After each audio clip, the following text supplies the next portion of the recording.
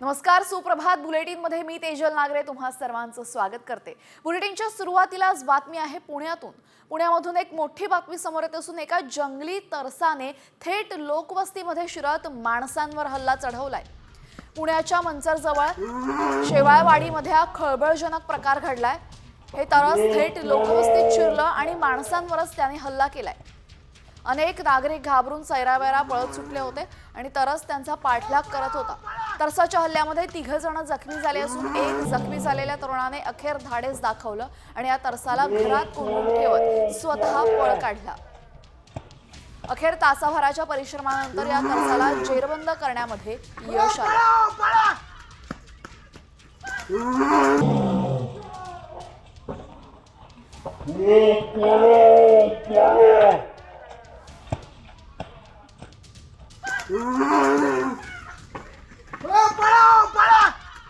घराच्या अंगणात उभं होतं ना, आजी दरवाजात उभं होती, तर तो तरच पळत आला आणि मग आजीला काही कळलंच नाही। आमच्या घरात 2 दरवाजे नाही, एक मागच्या साईडला एक पुढच्या साईडला। आजी घरात गेली, तो तरच पण घरात गेला। आजी त्या साईडने घराच्या बाहेर गेली, आजी दरवाजा लावणार तेवढ्यात तो तरच दरवाजा झटकून आजीला पकडला।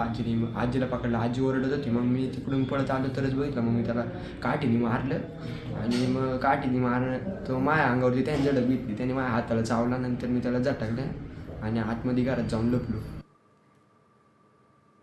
यानंतर आता राज्यासह देशातल्या महत्त्वाच्या बातम्यांचा घेऊयात वेगवान आढावा। 31 डिसेंबरसाठी मुंबई पोलीस सज्ज झालेत। दारू पिऊन गाडी चालवणाऱ्यांवर आणि हुल्लडबाजांवर पोलिसांकडून कारवाई केली जाणार आहे। मुंबईमध्ये पोलिसांचा बंदोबस्त वाढवण्यात आलाय आणि सर्व सिग्नलवर पोलीस तैनात करण्यात आलेत।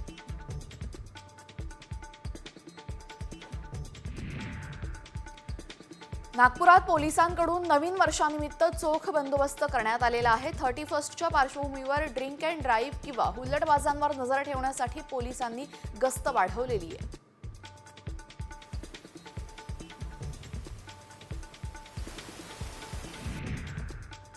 31च्या पार्ट्यांवर सरकारची करडी नजर असणार आहे।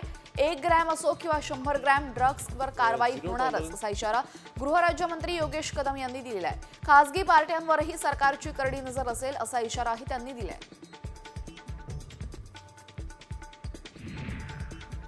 नववर्षाच्या स्वागतासाठी आयोजित केलेल्या पार्टीला येणाऱ्या पुण्यातल्या एका पबकडनं कॉन्डम आणि ORSच्या पाकिटांचं वाटप करण्यात आलेलं आहे। तरुणांमध्ये जनजागृती व्हावी यासाठी पाकिटं देणार असल्याचा दावा पबने केलेला आहे। तर पोलिसांनी या प्रकरणी आता चौकशी सुरू केली आहे।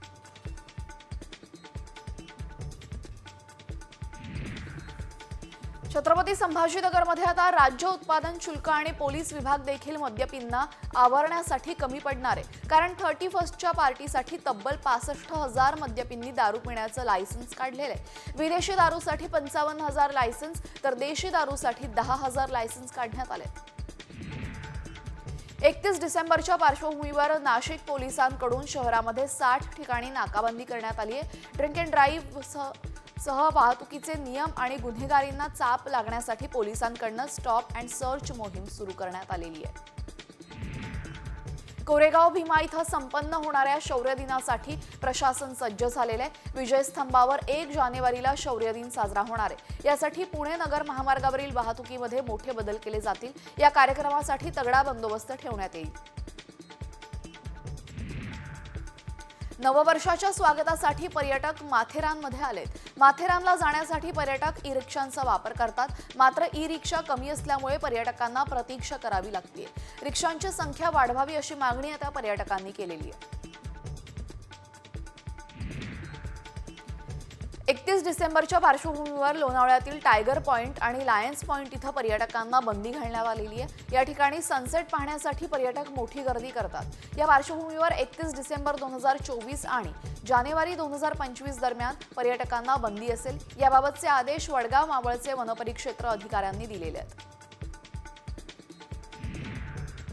31 आणि नवीन वर्षाच्या स्वागतासाठी लोणावळा आणि मावळातील पर्यटन स्थळे सज्ज झाली आहेत। हॉटेल्स, रिसॉर्ट, खासगी बंगले, सॅनिटोरियम हाऊसफुल आता झालेले आहेत। यावेळेस पवनानगर परिसरातील कृषी पर्यटन केंद्रावर टेंटची बुकिंग सुद्धा हाऊसफुल झाली आहे। 31चा आनंद साजरा करण्यासाठी सिंधुदुर्गातील समुद्र किनाऱ्यांवर पर्यटकांनी मोठी गर्दी केलेली आहे. पर्यटकांमुळे सगळेच हॉटेल्स आता हाऊसफुल झालेत, तर समुद्रातील स्कुबा डायव्हिंग, बनाना राईड आणि इतर साहसी खेळांचा आनंद लुटताना पर्यटक दिसतात. पर्यटक मोठ्या संख्येने कोकणात पोहोचलेले आहेत. समुद्राबरोबरच खाडीतील बोट सफारीला सुद्धा पर्यटकांचा चांगला प्रतिसाद मिळतोय. रत्नागिरी तालुक्यातील नाचणे, नारायणमळी येथील कांदळवन सफारी, पक्षी निरीक्षण आणि कयाकिंगला सुद्धा पर्यटकांचा चांगला प्रतिसाद मिळतोय. सलग आलेल्या सुट्ट्यांमुळे गणपतीपुळ्यामध्ये पर्यटकांची प्रचंड गर्दी झाली. 25,000हून अधिक पर्यटकांनी गणपतीपुळे मंदिरामध्ये देवदर्शन घेतलं. तसंच मोठ्या प्रमाणामध्ये आलेल्या पर्यटकांनी राहण्याची व्यवस्था अपुरी पडते. शिमला मनालीमध्ये जोरदार बर्फवृष्टी झालेली आहे, त्यामुळे सर्वत्र बर्फाची चादर पसरली आहे. या बर्फवृष्टीचा पर्यटक देखील मोठ्या प्रमाणात आनंद घेत आहेत. झाडं आणि डोंगरांवर सर्वत्र बर्फच बर्फ दिसतोय.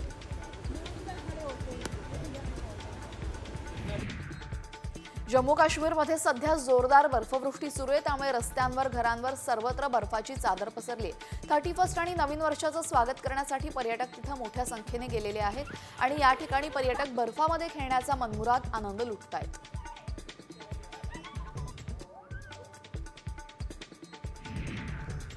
मनालीच्या सोलांग व्हॅलीमध्ये बर्फाच्या थरावरनं गाडी थेट दरीत कोसळलेली. यासोबतच मनालीमध्ये अनेक वाहने घसरताना दिसत आहेत. यावेळी नागरिकांकडून चारचाकी चालवताना विशेष काळजी घेण्याचं आवाहन करण्यात येत आहे. मनाली में हो चुकी है स्नोफॉल, बहुत हैवी करता हूँ सेफ. 31 आणि नवीन वर्षाच्या स्वागतासाठी पर्यटक मोठ्या संख्येने मनालीत पोहोचले. मनालीमध्ये पर्यटकांची मोठी गर्दी झाली, त्यामुळे मनालीमधील विविध स्पॉटवर जाण्यासाठी पर्यटकांची झुंबड झाली. त्यामुळे मनालीतील रस्त्यांवर आता जागोजागी वाहतूक कोंडी झाल्याचं पाहायला मिळतंय.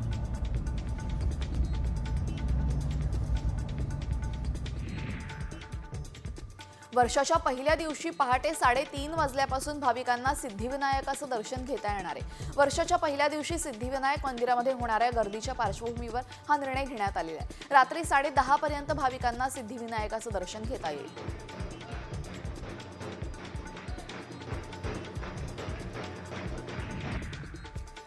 महाराष्ट्राचं कुलदैवत जेजुरीच्या खंडोबा देवाची सोमवती यात्रा संपन्न झाली. लाखो भाविक ज्या क्षणाची वाट पाहत असतात ते देवाचे कऱ्हा स्नानही पार पडलं.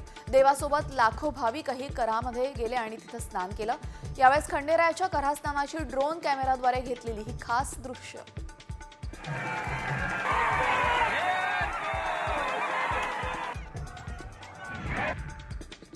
मुंबईच्या लोकलमध्ये 2 तरुणांमध्ये जोरदार हाणामारी झाली आहे. गुटखा खाऊन लोकलच्या डब्यातच थुंकल्याने इतर प्रवाशांनी त्याला बेदम मारहाण केली.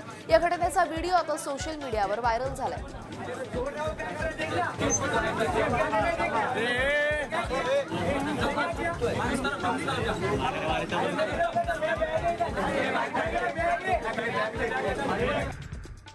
जालना शहरातील फ्रेझर बॉईज मैदानावर क्रिकेट खेळत असताना एका खेळाडूचा अचानक मृत्यू झालेला आहे. हार्ट अटॅक आल्याने खेळाडू विजय पटेल हा मैदानातच कोसळल्याची प्राथमिक माहिती समोर येते.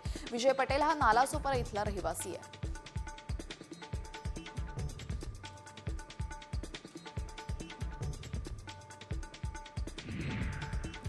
अलिबागच्या रेवदंडा समुद्रकिनारी महागडी फेरारी समुद्राच्या वाळूमध्ये रुतलेली आहे. ही फेरारी बाहेर काढण्यासाठी चक्क बैलगाडीने कार ओढावी लागलेली आहे. अलिबागमध्ये फिरण्यासाठी आलेल्या मुंबईतील पर्यटकाने फरारी कार यावेळेस समुद्रकिनारी नेली, पण कारचे टायर्स हे वाळूमध्ये रुतले गेले.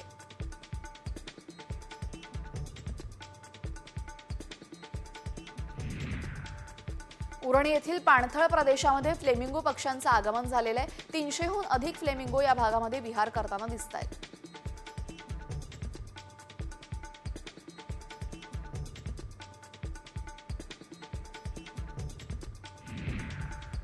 नागपुरात ठाकरे गटाने पालिका मुख्यालयावर विविध मागण्यांसाठी आंदोलन केलंय. नागपुरातील कचरा संकलन आणि कचरा प्रक्रियेमध्ये घोटाळा होत असल्याचा आरोप यावेळेस करण्यात आला. या घोटाळ्यामध्ये सहभागी कर्मचाऱ्यांवर कारवाई करण्याची मागणी करण्यात आली.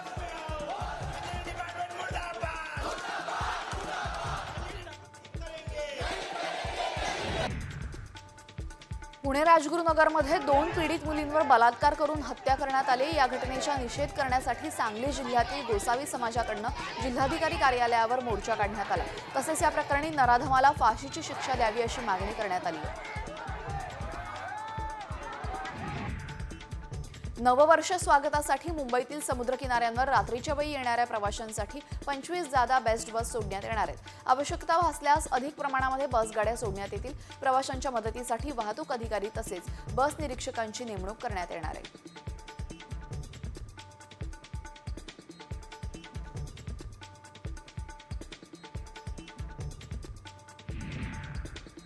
देवनारमध्ये कचऱ्यापासून वीज निर्मिती प्रकल्पाची क्षमता वाढवण्यात आलेली आहे।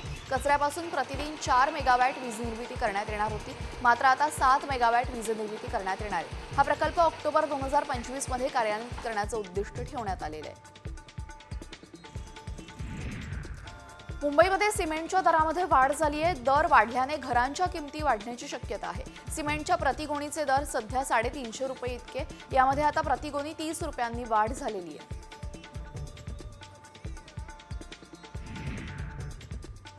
नवी मुंबईतील बहुतेक उद्यानांमधील लाद्या उखडल्यामुळे चालताना ज्येष्ठ नागरिकांचे अपघात होऊन दुखापत झालेले आहेत। यामुळे पालिकेकडून लवकरच जॉगिंग ट्रॅकची दुरुस्ती करण्यात येणार आहे। उद्यानांमध्ये लाद्यांऐवजी आता मातीचे ट्रॅक करण्याचा विचार पालिकेकडून सुरू आहे।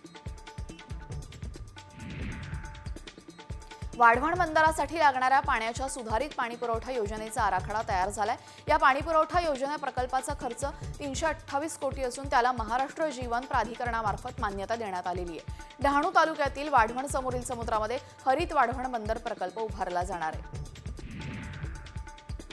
वातावरण बदलामुळे समुद्रातील माशांचं प्रमाण कमी झालंय। अनेक बोटी गेल्या 8 दिवसांपासून समुद्रामध्ये जात नसल्याने मच्छीमार बांधवांचं नुकसान होत आहे। मासेमारीसाठी खूप लांब जावं लागत असल्याने आणि मासे मिळत नसल्याने मोठे आर्थिक संकट ओढवले आहे। मुंबईत गेल्या काही दिवसांपासून वायू प्रदूषण वाढतंय। याच पार्श्वभूमीवर मुंबई महापालिका ॲक्शन मोडवर आली आहे। ज्या ठिकाणी हवेचा गुणवत्ता निर्देशांक खराब असेल त्या ठिकाणी पालिकेकडून आता कारवाई करण्यात येणार आहे। पनवेल ते बोरिवली दरम्यान थेट लोकल धावणार आहे। यासाठी पश्चिम रेल्वेनं एका महत्त्वाकांक्षी प्रकल्पाला हाती घेतलेला आहे। गोरेगाव बोरिवली हार्बर लाईन प्रकल्पाच्या कामाला सुरुवात होणार आहे। शिरूर तालुक्यातील विघनवाडी ते बीड जवळील राजूरपर्यंत रेल्वेची पहिली चाचणी आज करण्यात आली। यामध्ये खासदार बजरंग सोनवणे उपस्थित होते। 26 जानेवारीपर्यंत रेल्वे बीडपर्यंत येणार असल्याचा शब्द मी पूर्ण केल्याचं खासदार सोनवणे यांनी म्हटलंय।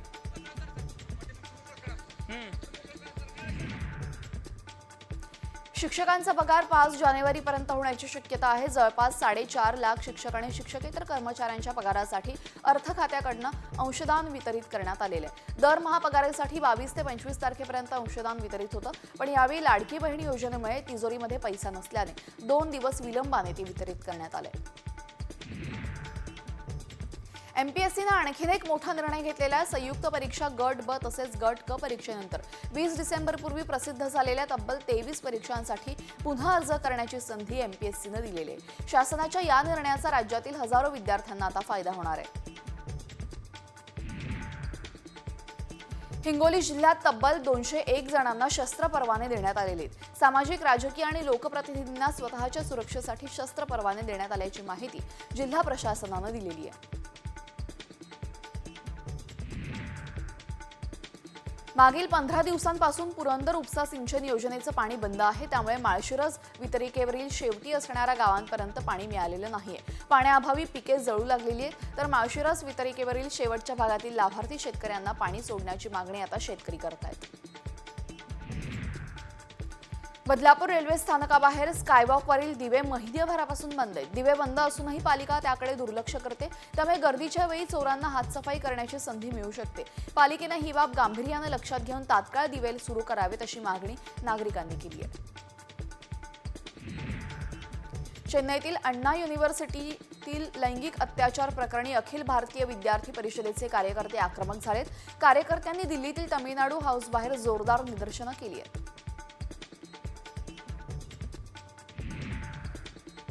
उत्तर प्रदेश सरकारने नवीन वर्षाच्या सुरुवातीला आयोजित होणाऱ्या प्रयागराज महाकुंभ मेळ्यासाठी सुरक्षा व्यवस्था केलेली आहे. या अंतर्गत 100 मीटर पाण्याखाली आणि जमिनीपासून 120 मीटर उंचीवर देखरेख करणारे ड्रोन तैनात करण्यात येणार असल्याची माहिती अधिकाऱ्यांनी दिली आहे. करेंगे तो बस 5 मिनट लगेगा, 5 मिनट में चल के ले जाएंगे। भारतीय गायन विश्वातील प्रख्यात गायिका आशा भोसले यांनी वयाची 90 ओलांडली आहे. तरीही आजही त्या सर्वांचा उत्साह प्रेरित करत असतात. यावेळेस आशा भोसले यांचा एक व्हिडिओ नुकताच रिलीज करण्यात आलाय. यामध्ये त्या विकी कौशलच्या तोबा तोबा गाण्याची हुक स्टेप करताना दिसत आहेत.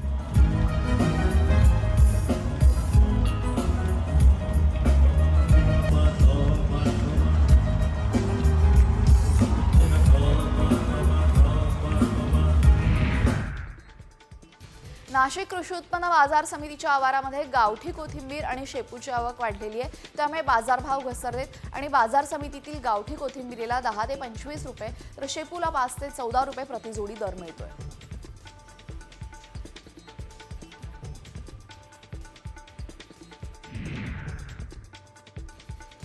अकोल्यात 2022 मध्ये अतिवृष्टी झालेली आहे. पावसामुळे शेतकऱ्यांचं मोठं नुकसान झालं. यावेळी शासनाने शेतकऱ्यांना अतिवृष्टीची मदत दिली होती. मात्र आता हीच मदत परत करण्याची नोटीस शासनाने काढलेली आहे. त्यामुळे जिल्ह्यात खळबळ उडाली असून तब्बल 3 कोटींपेक्षा अधिकची रक्कम आता वसूल केली जाणार आहे.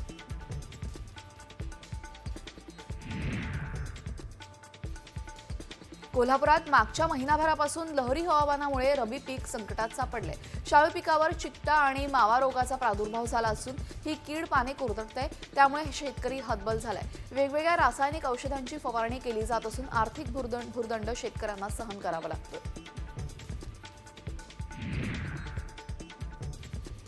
अमरावतीमध्ये ढगाळ वातावरणामुळे फुलकोबी पिवळी पडते आणि त्यामुळे ती खराब होण्याची शक्यता आता वाढलेली आहे. यावेळेस काल परवापर्यंत 45 ते 50 रुपये प्रति किलोला मिळणारी कोबी आता मात्र 7 ते 8 रुपयापर्यंत येऊन पोहोचली आहे.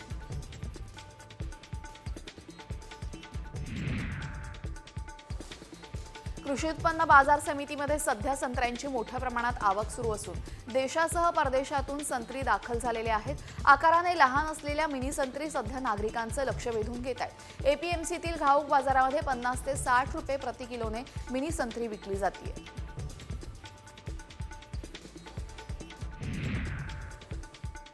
तुळजापुरात शेतकऱ्यांच्या खरबूज फळबागांना ढगाळ वातावरण आणि करप्या रोगाचा प्रादुर्भाव झालेला आहे. त्यातच महावितरणाच्या भोंगळ कारभारामुळे पुरेसं पाणी मिळत नाहीये आणि त्यामुळेच खरबूज शेती आता मातीमोल होण्याची वेळ आलेली आहे. शेतकरी हतबल झालेत.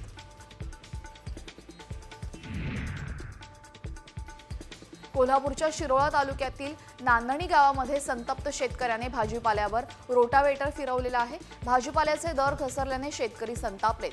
तसेच जनावरे देखील चरण्यासाठी शेतात सोडलेत.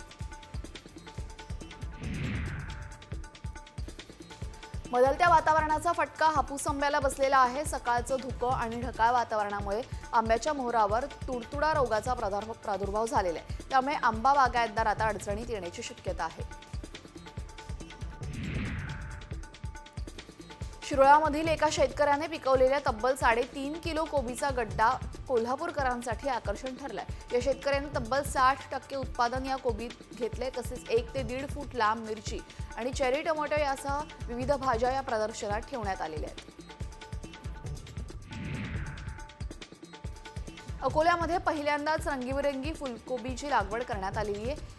बीएससीचं शिक्षण घेतलेल्या 26 वर्षीय तरुणाने हा प्रयोग केलाय. 3 महिन्यात तब्बल 3 एकरमधून 9 लाखांचं उत्पन्न त्याने घेतले.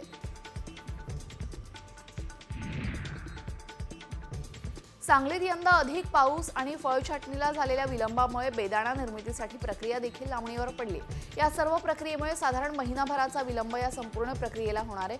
तसेच वातावरणामध्ये बदल होत असल्याने त्याचा परिणाम देखील बेदाणा निर्मितीवर होणार आहे. रासायनिक खतांच्या किमतींमध्ये काही कंपन्यांकडून नवीन वर्षामध्ये 1 जानेवारीपासून वाढ केली जाणार आहे. या खतांच्या किमती प्रति बॅग 150 ते 200 रुपयांनी महागणार आहेत.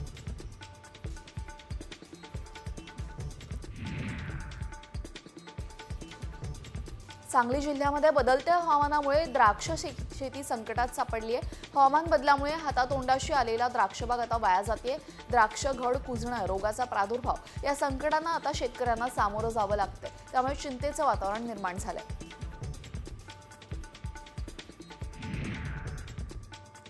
जळगाव जिल्ह्यामध्ये ऐन हिवाळ्यामध्ये जोरदार पावसाने हजेरी लावली. या अवकाळी पावसामुळे हरभरा, तूर आणि कापसाचं प्रचंड नुकसान झालंय.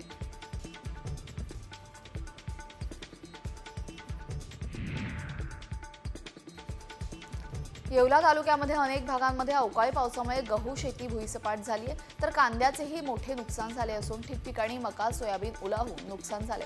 त्यामुळे शेती संकटात सापडली आहे.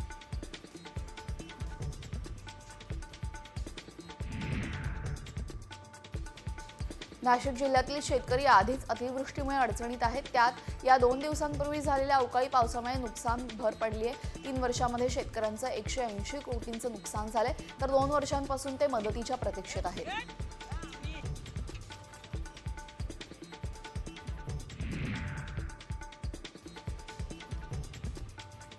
गेल्या 2 दिवसांमध्ये झालेल्या अवकाळी पावसामुळे धुळ्याच्या शिरपूर तालुक्यामध्ये पिकाचं नुकसान झालंय. केळी, पपई, हरभरा, गहू आणि कांदा पिकाचं मोठ्या प्रमाणात नुकसान झालंय. यावेळी आमदार काशीराम पवार यांनी नुकसानग्रस्त शेतीची पाहणी करून पंचनामे करण्याचे आदेश संबंधित अधिकाऱ्यांना दिले.